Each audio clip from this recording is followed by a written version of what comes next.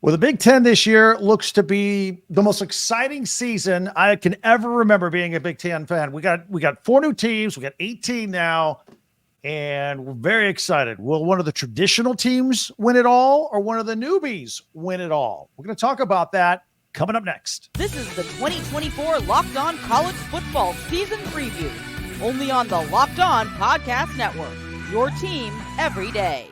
Welcome to the 2024 Locked On College Football Season Preview, the Big Ten edition. I'm Craig Sheeman from Locked On Big Ten, and we're going to hear from several of our local Locked On experts from around the conference here. I'm very excited about this show.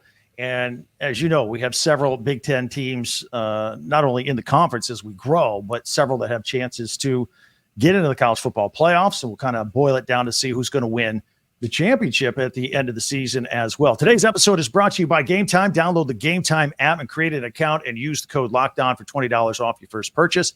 We are joined by Jay Stevens from Locked On Buckeyes, Isaiah Hole from Locked On Wolverines, and Zach Sako from Locked On Nittany Lions. Gentlemen, it's just great to have you all on here. I want to start you all off because each one of you has an interesting quarterback situation I want to talk about going into the season before we predict how this whole thing is going to unfold. Jay, we'll start with you. You got Will Howard, a quarterback room of five really good quarterbacks there at Ohio State. Two of them are five-star freshmen that are getting after it.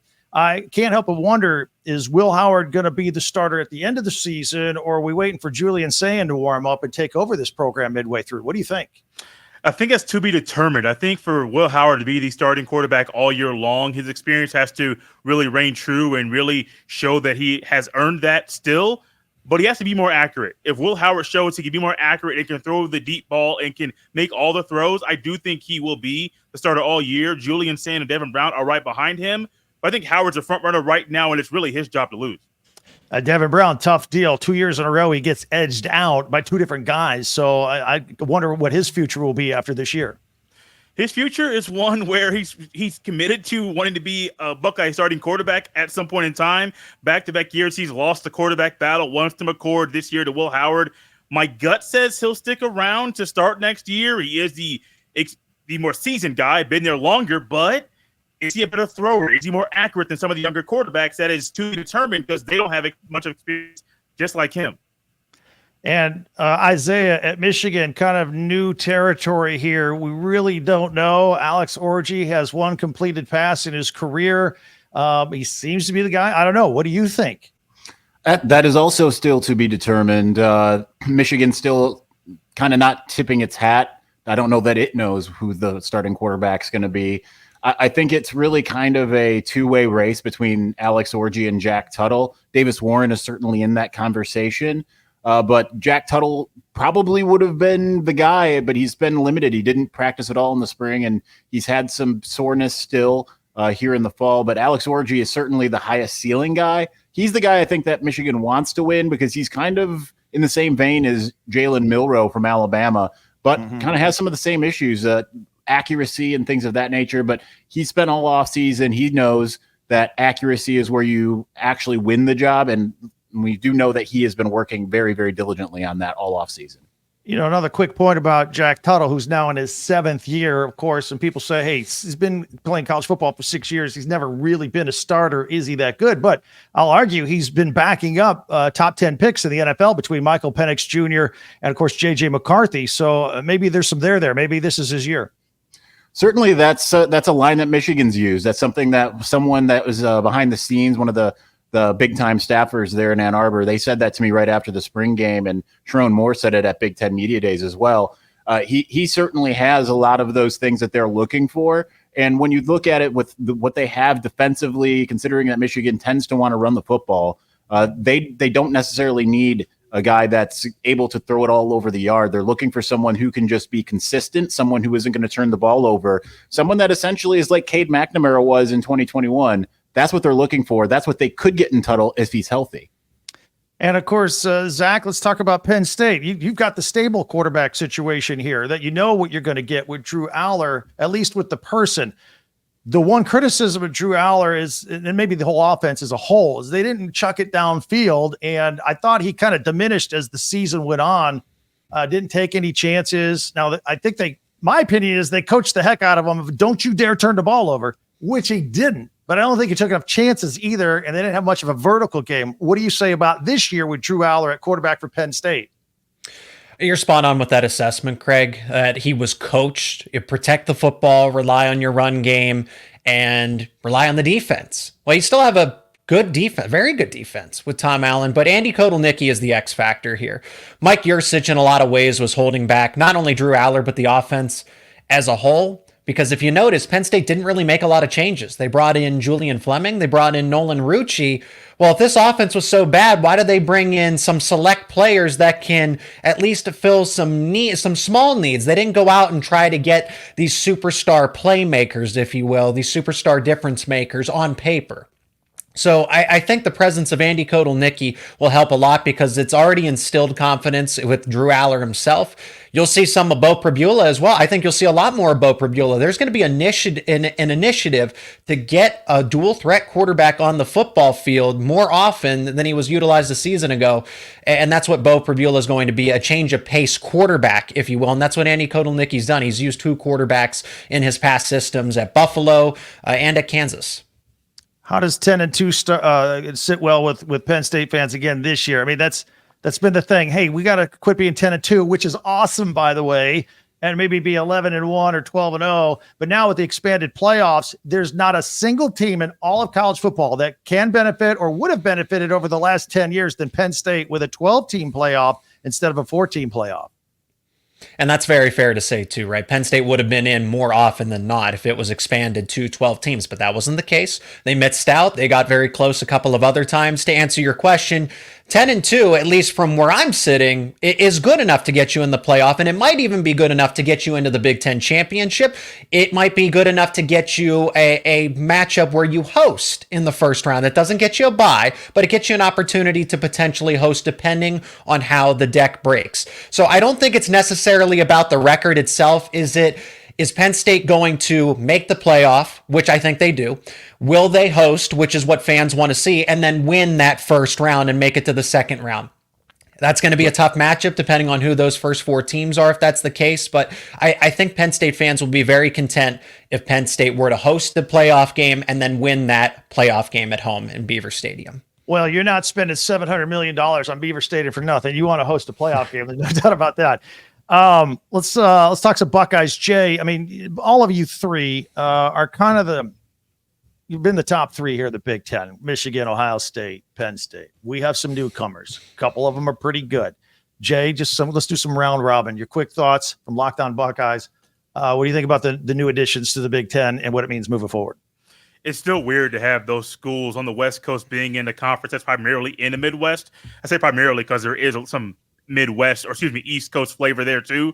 I think Oregon and USC, of course, Oregon's the front runner right now. Many people are saying they'll be in the Big Ten championship game or one of those teams that could be there.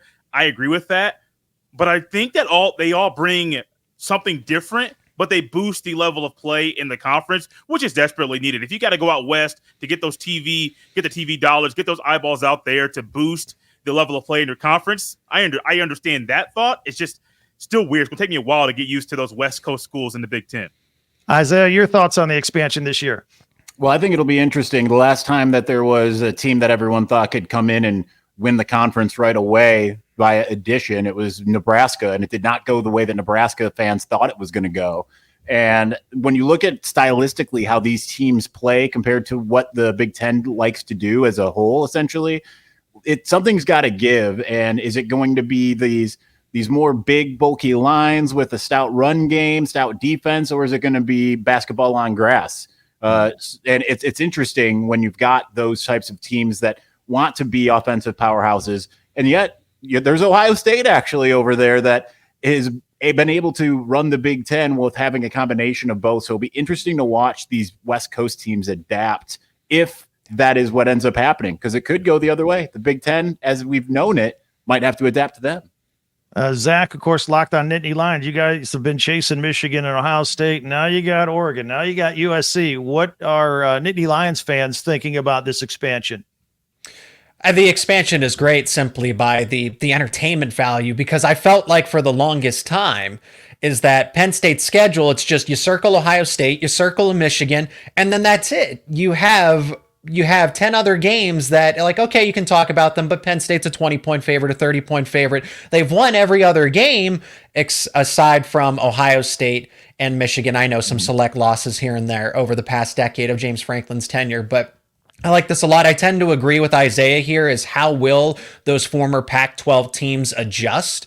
I think that, playing against a Minnesota or a Wisconsin in the late October, mid-November game is not going to be fun for a USC. And yes, I know it rains in Washington, but I just think there is going to be some adaptation here. I think that's the same thing for a Penn State that has to fly out to Southern California in the middle of October. They have never done that. It's different in the NFL when you're conditioned to do that. You're playing all over the country and it's your job. But when you're a student athlete and you got to take a 6-hour plane ride out to Southern California with no bye week beforehand, you're playing somebody beforehand. I get it. You get a bye week coming back, but that's just an example of how everybody's going to have to adjust in this case. But again, it makes for more. There's so many games you can circle on these respective schedules and say, this is a great weekend for college football in general. For as long as I can remember being a Big Ten fan my entire life, growing up in Michigan, in Indiana, I didn't even have to look at the Big Ten schedule. I knew that the Buckeyes and Wolverines was the game of the year, bar none. And I always have loved it.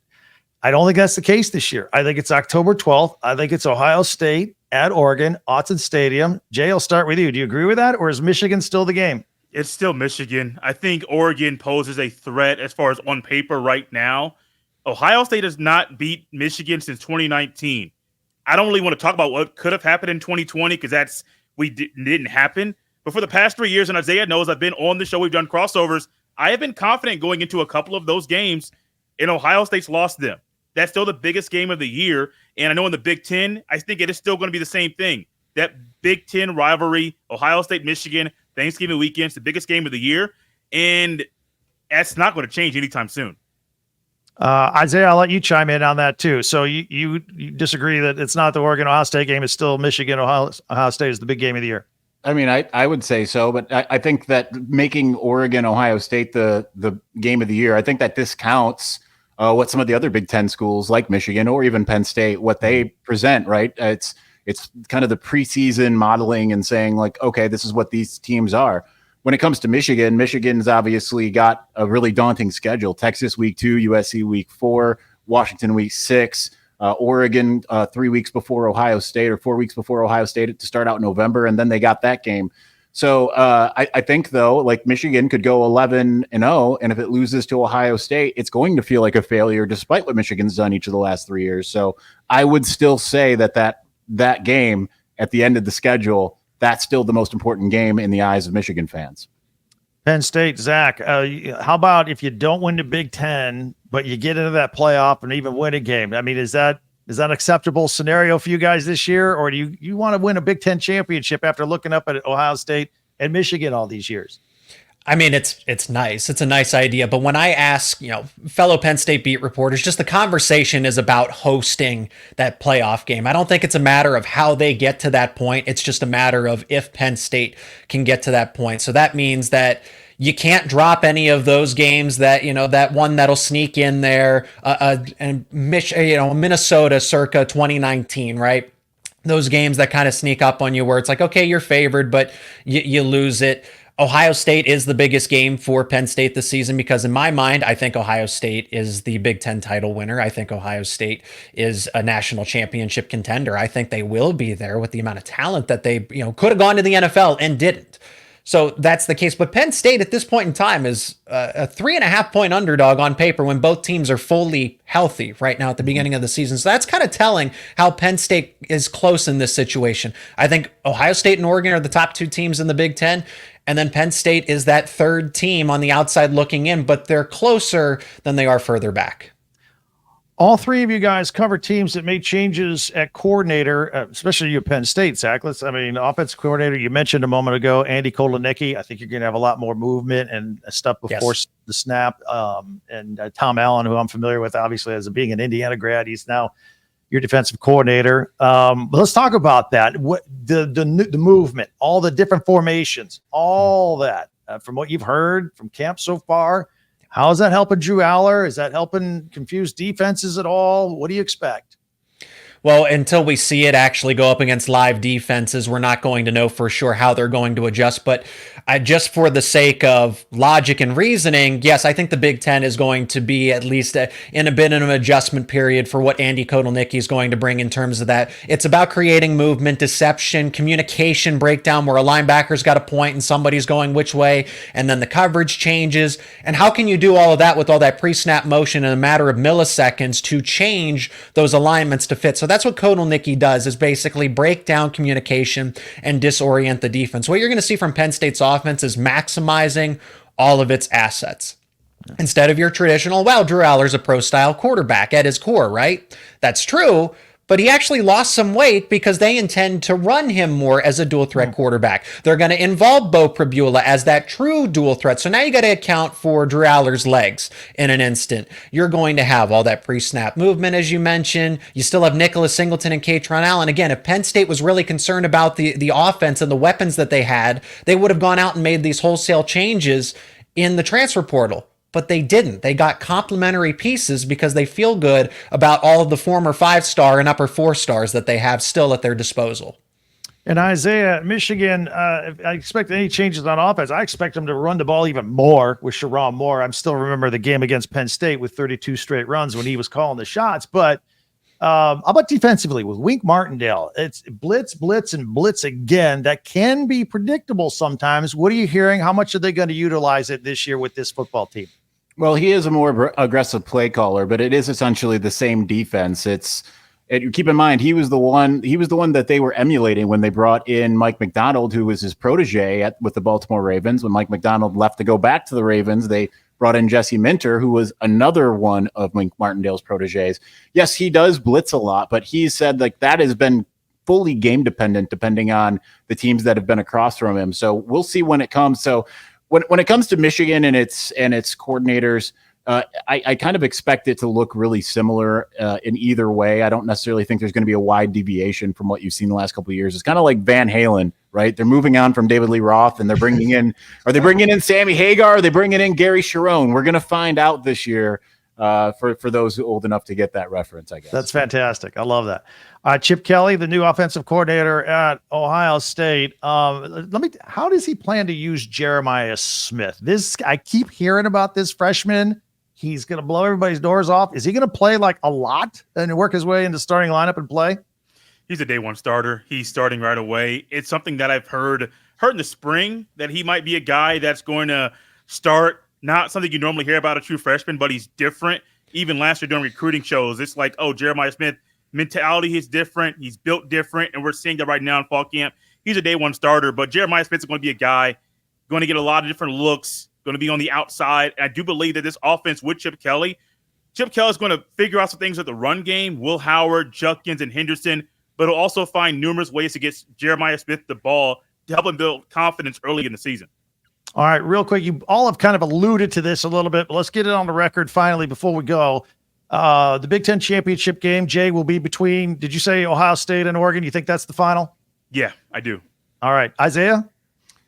I can't go against Michigan yet, so I'm going to go with, just for the sake of the last 3 years. So until something changes, I've got Michigan and Oregon. All right, and Zach? I think Ohio State's there. I need to do more due diligence on Oregon, but they are up there. It's hard to see the Ducks not being there, but I think any of these four, realistically, again, if the deck breaks favorably for any of Michigan, Penn State, they could make their way into the Big Ten championship, but I think these are your top four teams. USC, Washington, Nebraska, all those teams are so far away. These are the core four of the Big Ten this year, but I'll go with Ohio State and Oregon. It's funny you mentioned Washington, Nebraska. We're going to talk about them next, but I want to tell our audience, again, Jay Stevens from Locked On Buckeyes, Isaiah Hull from Locked On Wolverines, and Zach Seko from Locked On Nittany Lions. These guys do a great job. I encourage you to subscribe and follow and listen to them every single day. Appreciate it, gentlemen. Thank you very much. And coming up, we are going to talk about Washington. What to expect out of the Huskies with 20 out of 22 starters being replaced and a new head coach, plus a Nebraska team that's kind of the it team to talk about these days. That's all coming up next on the 2024 Locked On College Football Season Preview Big Ten Edition. I want to tell you about Game Time. This is fantastic. You get it on your favorite app, your device. You get tickets to anything, whether it be sporting events, concerts, comedy shows, something local, something out of town, right there. Get the Game Time app and get tickets right in the palm of your hand. They make it so easy for you to get your tickets and to any event that you could think of. In fact, they've got Game Time picks. Curation makes it easier to save more on sports and the concerts and the comedy that I'm telling you about. They've got all-in pricing. My favorite feature is right there. You see a ticket, but before you buy it, you can press and you can see the view, a picture of the view of the seat of the ticket you're about to buy before you go ahead and make your purchase. It is fantastic. Plus, they're offering a Labor Day special, 50% off tickets to the Dodgers and Diamondbacks game on Labor Day that is exclusively on Game Time. So take the guesswork out of buying any tickets to anything, Big Ten football, baseball, concerts, everything with Game Time. Download the Game Time app, create an account, and use the code LOCKDOWNCollege for $20 off your first purchase. Terms apply. Again, create an account and the redeem code LOCKDOWNCollege, LOCKEDONCOLLEGE for $20 off. Download Game Time today. Last minute tickets, lowest price guaranteed. Let me tell you about FanDuel. FanDuel is awesome. We love watching sports, right? It's exciting, but it's even more exciting with FanDuel. You got a little something on it? FanDuel is where you need to be. FanDuel is America's #1 sports book. We'll have something a little different for you right here. I'm going to tell you about. Now through September 22nd, all FanDuel customers can bet $5 and get a 3-week free trial of NFL Sunday Ticket from YouTube and YouTube TV. You're not going to beat that. And then, of course, you got the YouTube TV base plan. You'll be able to watch every regular season Sunday afternoon out-of-market game. All you need is a Google account and a current form of payment, and you can cancel anytime, but why would you? This is awesome. Just visit FanDuel.com/lockedon. That's FanDuel.com/lockedon to download America's #1 sportsbook. Back at the 2024 Locked On College Football Season Preview, Big Ten Edition. All right, we're playing musical chairs here. We've got 18 teams in the Big Ten. We got a lot of people to talk to. Roman Tomashoff from Locked On Huskies is with us, and Connor Happer from Locked On Nebraska. I was worried we're going to have this. I'm already mad that we put it together this way because I'm going to say Huskies and Huskers. I'm going to get it screwed up at some point. But gentlemen, welcome. It's good to talk to you. Let's start off with the Locked On Huskies since you're new to the group, right? That would be rude for us to not start with you first. So welcome to the Big Ten. Thank you. And, you are one of 4 new teams here with the Big Ten. I think you're the biggest mystery team in the Big Ten this season with 20 out of 22 starters replaced, a new coach. Here's my vibe on Washington. I think you're going to be good. I don't have a whole lot to back that up with. I just think there were some guys, next man up kind of deal. I still think you have size and experience and all that. But other than that, I really don't. And I've said this on my podcast because I do a pretty deep dive preview on all the teams. I don't know what to expect out of you guys. What do you expect? Yeah, Craig, you did a really great job with them. That was a fantastic listen. And it's tough. I'm there every day, and I still don't necessarily have a great read on what everything's going to look like. Here's what I can tell you. The defense is going to be legit. This is a really, really fun defense led by Steve Belichick, where, having just his dad on campus has been a crazy thing for me personally as a Patriots fan, but having his dad on campus has just all of that. The way that's all gone is just this defense looks very well coached, and it's going to be very well coached on the field. That part is, the guys are going to vary. There's going to be a whole lot of rotation, not at linebacker. The linebackers look really good, or it's going to be Carson Bruner, who I think is going to be one of the better guys in the Big Ten. But offensively is where I have all the questions. As you said, Craig, this team was number 2 in the country last season.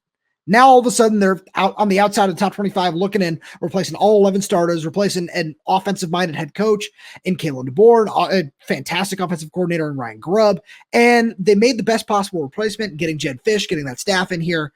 But there's so many questions. What's Will Rogers going to look like? What's the Joe Moore Award-winning offensive line going to look like now that there are 5 new starters up there? It's really curious, and there's going to be so many interesting things to watch for this season. I'm very excited about it. And I'm going to get your take on the other 3 teams too. You can kind of represent them here for this segment. We'll get back to that in a minute. want to talk to Connor here from Locked On Nebraska. And Connor, I have 3 teams I'm circling. I won't call them next tier teams, but 3 teams. And since they're not here today, I will talk about Rutgers, number 1.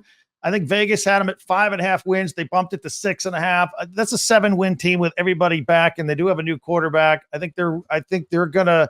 I take the over on the win total there. Again, Iowa was the car wreck on the side of the road that you couldn't take your eyes off last year. How low could they go in points and still win football games? They end up winning 10 games and getting to the Big Ten championship. I think, with Cade McNamara coming back, I think more of the same. I don't think they're going to have an explosive offense at all. I don't think they got any receivers. I think Tim Lester is going to be like Kirk Ferentz's son, Brian, again on offense. I could be wrong. And they're going to be spectacular on defense. And they have a favorable schedule. They're going to win a lot of football games this year. And my other team this year is the Nebraska Cornhuskers. The excitement is palpable down there. What do you think? Yeah, the 3 teams that you just mentioned there have schedules that really line up. I mean, for Nebraska, their first 7 games are all winnable. And then after that, once the calendar hits late October and in November, it's Ohio State, it's UCLA, it's USC, it's Wisconsin, and it's Iowa. So they gotta win some games in September and October, including a key one early with Colorado that'll kind of set the tone and the mood on September 7th. That's the second week of the season. But no doubt about it, there's plenty of excitement. I think, they won 5 games last year with a really, truly putrid offense. It was the worst offense at Nebraska that I had ever seen, and that most at Nebraska had ever seen. And statistically, it was the worst offense at Nebraska since the 60s. So they're not going to turn the ball over 31 times this year. They're going to have a new freshman quarterback, which I'm sure we'll talk about. And so things are definitely looking up. It's just, how far could it go? It's a really blank canvas to see how high the offense can take Nebraska this year, because their defense is going to be just as salty as it was, if not more so than it was a year ago. I watched that team last year and I thought, all right, Matt Rule comes in, and his first year, I thought he ran a very outdated offense where it was like, it's option football, but your quarterback is going to be your first option. It was like Tom Osborne. And now they got this Dylan Raiola. That's not what he is. He's like the real deal, this freshman quarterback. I watched him in the spring game. I was blown away.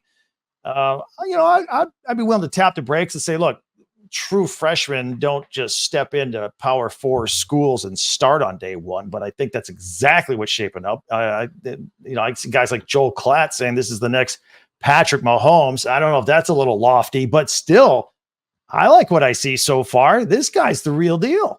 Yeah, he's got the look. I mean, the comparisons to Mahomes are obvious just because he looks like him. He wears number 15. He's kind of his protege. I mean, they hang out in the offseason. They train with the same quarterback's coach. So that makes a lot of sense why they've been, kind of drawn as corollaries. But I mean, he's got the stuff to back it up too. He's got a great arm. I mean, the day he stepped on campus, he was better than any of the 3 guys that Nebraska played last year. Nebraska was trying to, they started off with Jeff Sims. He was a transfer from Georgia Tech, high turnover guy. They were thinking, man, maybe we could have the run game. Maybe we could do enough around him to keep him out of trouble. They weren't. His turnover situation got worse. He got hurt.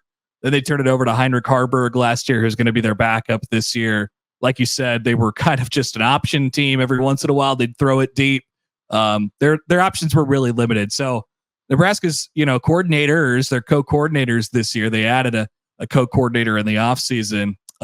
They're really licking their chops. I think they're ready to prove some people wrong. To your point about what they were doing on offense last year. I think they're excited to show people how dynamic they can be with a quarterback who they know can make plays. They revamped the wide receiver room at the top, and they think they could be pretty good in the run game as well. So I think they're really excited to show people how dynamic they could be. Roman, let's talk about Will Rogers, because I think that's the one thing we kind of know about of the 20 guys we're replacing or whatever, right? He's going to be quarterback coming out of the old Mike Leach system. He should be able to throw the ball pretty well, right? We're pretty comfortable with how that's going to go, right?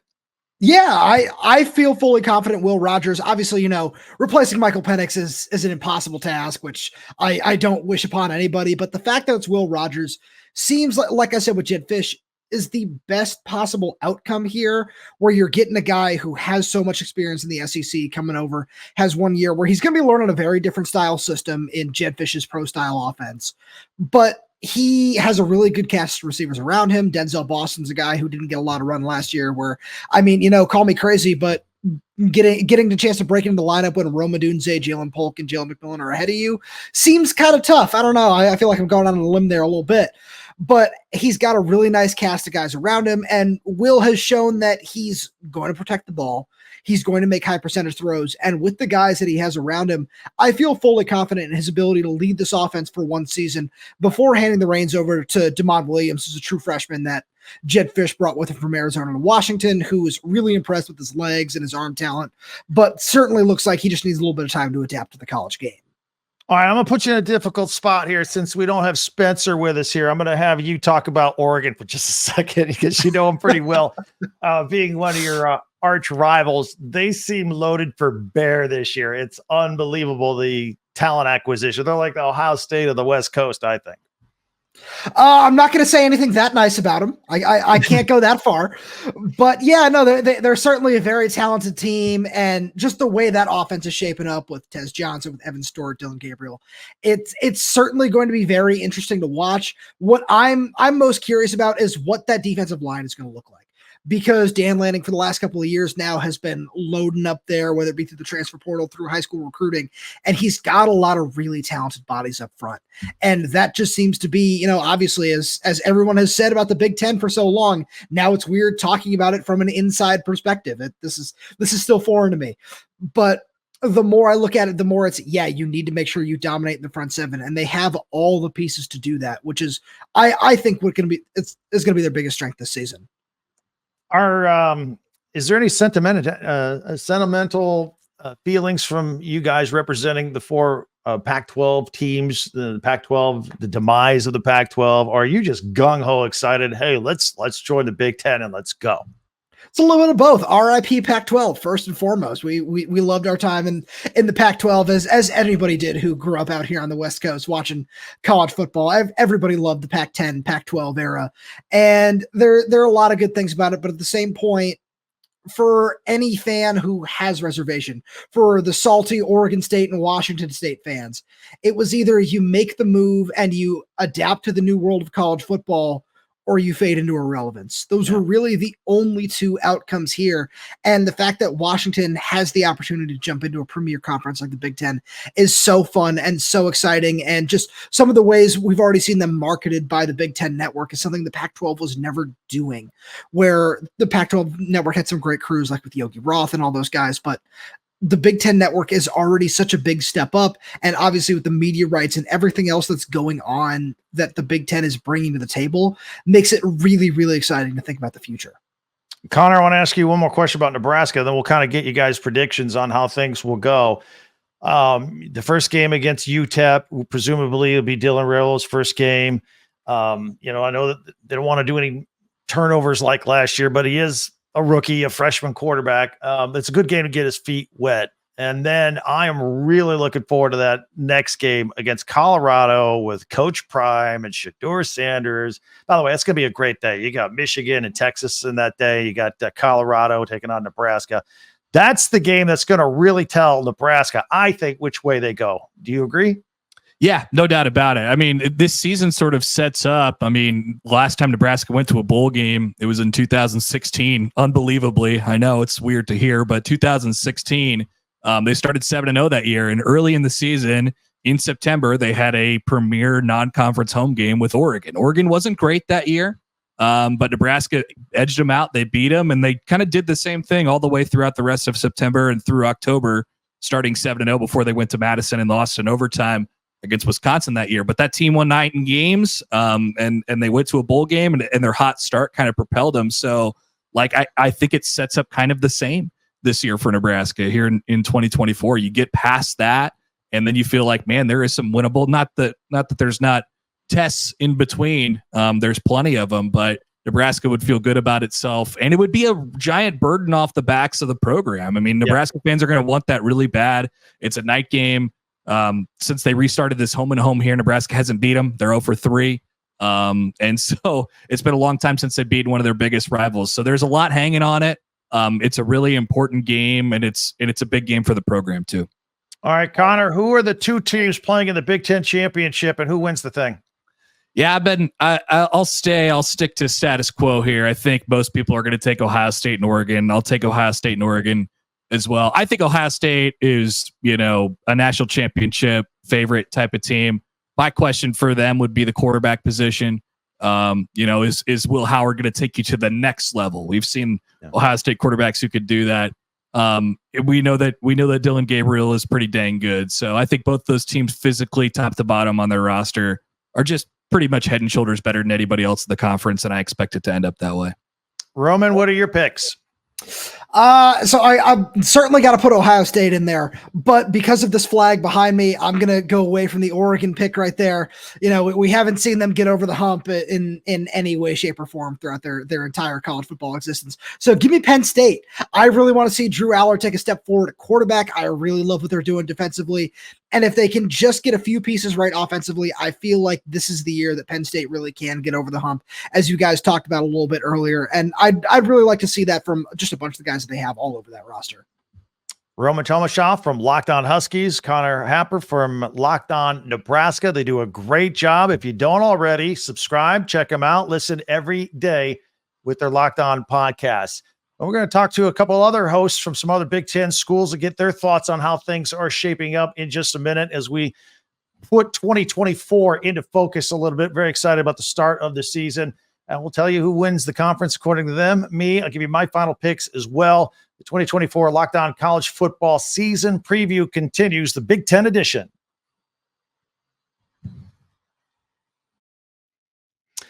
Ibotta. If you like me, you spend a lot of money. I have a family. I spend money every day. I don't want to. I just do. There's a lot of stuff you have to buy. Summertime, sandals, sunscreen, snacks for the kids, running people around, gas, everything.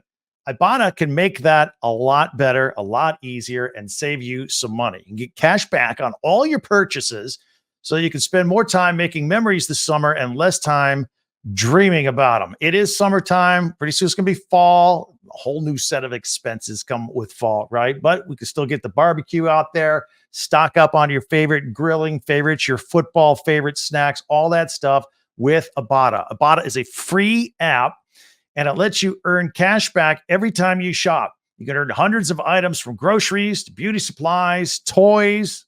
You can make sure that you're beating inflation. Inflation's a problem, right? You can beat it with Ibotta. The average Ibotta user earns $256 a year. Right now, Ibotta is offering our listeners $5 just for trying Ibotta by using the code LOCKEDONCollege when you register. So go to the App Store or Google Play Store and download the free Ibotta app to start earning cash back and use the code LOCKEDONCollege. That's Ibotta, IBOTTA, in the Google Play or App Store and use the code LOCKEDONCollege.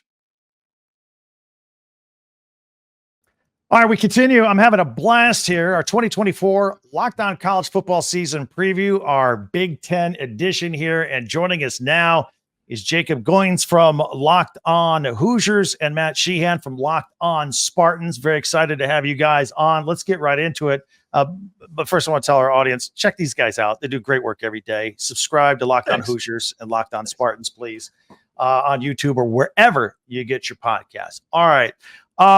Matt, hang on just a second. I'm an Indiana grad. First question is going to Jacob. All right. Yes. I'm just going to leave, actually. You guys have fun. This has been good. All right. I'm a little older than you guys. I've been waiting a long time for the Hoosiers to make it to the Rose Bowl. Week 3 at UCLA. That counts. I'm just going to pretend it's January 1st, Jacob. What do you think? Yeah, I'm here for it. We're going to count it on Locked On Hoosiers, so you may as well start to count it everywhere else. And excited for the game. I don't know how it's going to go, but yeah, it counts in my book, so let's rock with it. All right. Well, and UCLA, let's talk about them just a little bit. Just a quick preview. They had that rough start of that press conference on Big Ten Media Days, and I was like, we're in trouble here. And they lost their defensive coordinator to USC, so I really don't know what to expect out of UCLA. I think they might be down kind of toward the bottom this year. I think it's a winnable road game for the Hoosiers.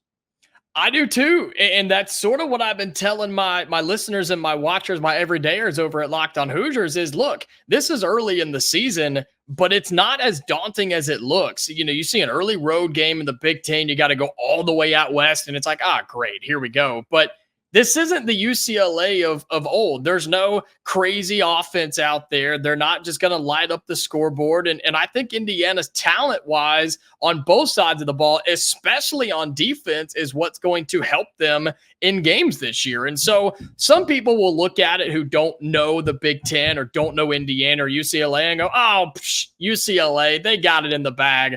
But don't overlook the Hoosiers in week 3 at UCLA. It is a winnable game. And if they do, then the season could go in a much different direction than most people think. And I think the more formidable team out there, obviously, is USC. They took Danton Lynn, the defensive coordinator from UCLA. And by the way, UCLA was a very good and underrated defense last year. Now the guy that was in charge of it is running the Trojans defense. Lincoln Riley's teams have never even spelled the word defense, let alone played it. They have to coming into the Big Ten, and we'll see how Miller Moss is, if that 6 touchdown performance in the Holiday Bowl was an aberration or if it was the real deal. But I think the Trojans could be pretty good. I think they're on the bubble, the mix, competing with some of the other upper echelon teams trying to get into the playoffs from the Big Ten. Matt, let's talk to you, because both of you guys, we could talk about this. Both of you guys have new head coaches this year. Jonathan Smith, what's your impression so far?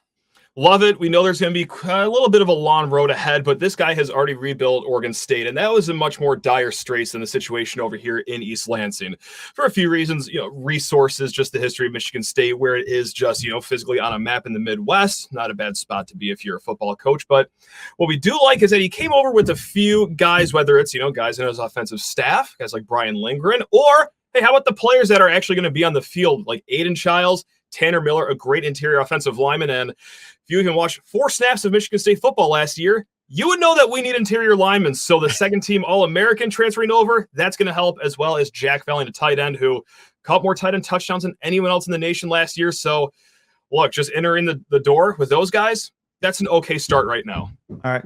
Speaking of last year, I got to ask, what a year. The Mel Tucker thing aside, I'm not even bringing that up. What happened? Why? Did something happen, Craig? Well, yeah. And just put that aside. It was a crazy year. Can we go back to game 1? Have you gotten an official explanation as to why Connor Stallions was on the Central Michigan sideline at your stadium? Somebody had to issue him a press pass. Of course we don't have an explanation. Now, CMU, they did fire their quarterback's coach about a week or 2 ago. That's weird. He was on Jim Harbaugh's staff 2 or 3 years ago and might have some connections there. Isn't that kind of odd? Oh, wait, he also signed an extension back in January. So it kind of connect the dots there that, well, maybe some people knew each other, never deleted each other's numbers off each other's phones, and that's how the connections were made there. But no, our athletic director back in July, he gave an interview with Graham Couch of Atlanta State Journal, and he said CMU hasn't even offered like an apology, an explanation, or anything. So their stance is we're going to wait for the NCAA investigation to wrap up before we do anything. And my question is why? Just do it. Like, you guys are big boys. You can make your own decisions. So no, we don't have any answers on that. So it's okay. Well, the NCAA might take another couple years with that. They just closed up Burgergate, so Spygate, that'll be like 2028, unless the Netflix special on August 27th, the Spygate special come out. Maybe we'll get some answers there. What do you think? True. Yeah, tell me all about it. I'll be the last person to watch that one. So I can't wait to see what everyone else has to say about it. Respectfully. Right. Jacob, Locked On Hoosiers. You have a new football coach too, Kurt Cignetti. He seems to be a different guy, kind of goes to the beat of his own drum. It's almost like he's going to do things his way, but there's a little bit of a comedy show in the way he phrases his words. He's amusing at the same time. He's just a different guy. I love it, though. I absolutely love it because he has and I dropped this on the show a few weeks ago, and I thought it was going to go more viral than it did, and I'm glad that it didn't. It's very Nick Saban-esque. And what I mean by that is he runs his own ship. As you said, Craig, he does it his way. He's been a coach long enough, and he's turned around enough programs to where I think he's earned that respect to come in and say, this is what I want. This is how we're going to do it. Buy in or get out. And you saw a lot of transfers leave. You saw a lot of his guys come from James Madison, players and coaches. And you've seen that expand outside the locker room, from donors to the athletic department to the fan base. Like, the excitement is there and the buy-in is there and the support is there, which is something, Craig, you know this, it just hasn't always been like that. And I think it took somebody like Kurt Cignetti to come in and say, look, this has not been acceptable. I'm going to change it. And whether it works out or not, we'll find out in a few years. But he came in and laid down the law. And so far, it seems to be working. This is some of the most talent we've seen in a long time on both sides of the football. And I think it's going to pay dividends when you see him on the field this fall. Every time I look at the depth chart of the Hoosiers, it's all in orange because it's all the marks the transfers. I think you got 8 transfers on offense and 7 on defense. Basically, it's James Madison has come to Bloomington. I'm curious. Are they going to look like kind of, I don't know, MAC level or Big Ten? How do you think these James Madison players are going to do together as a unit?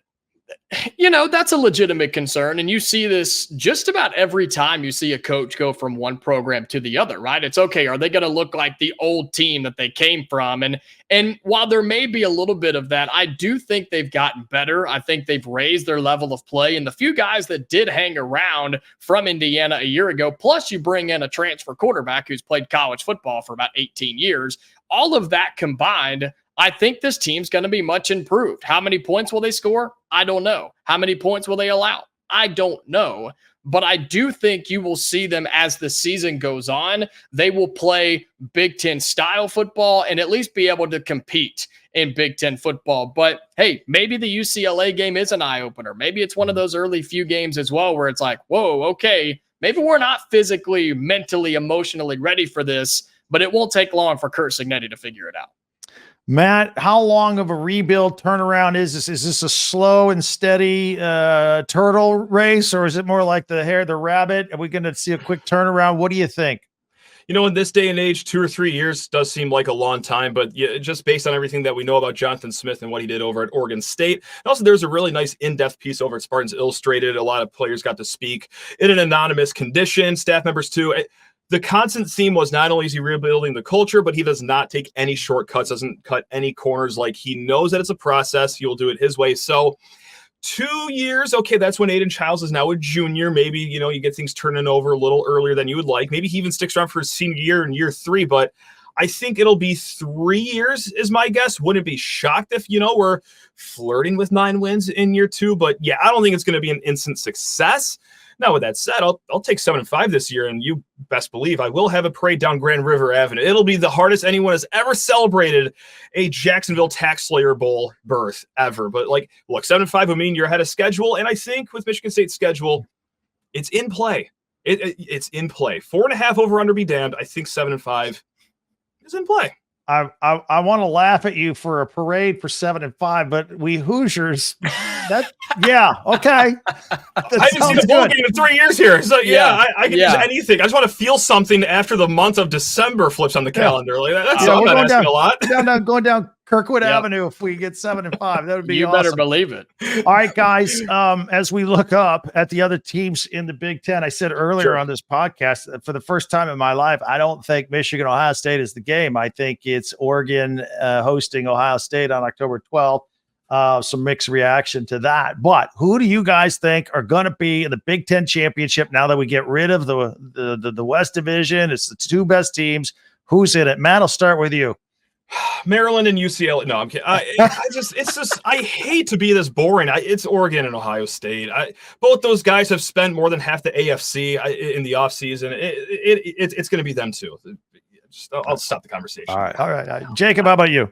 I mean, I want to go off the beaten path so bad. I want to say, it's going to be Michigan. They're going to surprise people and still be good this year. Or maybe it's, Maryland that does actually decide to just light up the scoreboard. But I can't do it, Craig. I cannot do it. So we're going to be wrong. So just be ready for it. We will be wrong when the Big Ten championship game rolls around. It'll be Purdue that shocks everybody and makes a run. But my official pick will be the Buckeyes from Ohio State, who I think are the most talented team in college football. And then it's going to be Oregon, too, who's going to be right there behind them. They'll be 2 of the highest seeds in the college football playoff, but they will play each other for the Big Ten championship. Jacob Goins, Locked On Hoosiers, Matt Sheehan, Locked On Spartans. If you haven't already, subscribe and listen to them every day. They do a great job. Subscribe on YouTube or wherever you get your podcast. Gentlemen, thank you very much. And for everybody out there, follow and subscribe your favorite Big Ten team, no matter who it is. We'll be covering your favorite team every day throughout the season. And don't forget, I'll have you covered on the entire conference every day, all 18 teams on Locked On Big Ten, part of the Locked On Podcast Network, your team every day.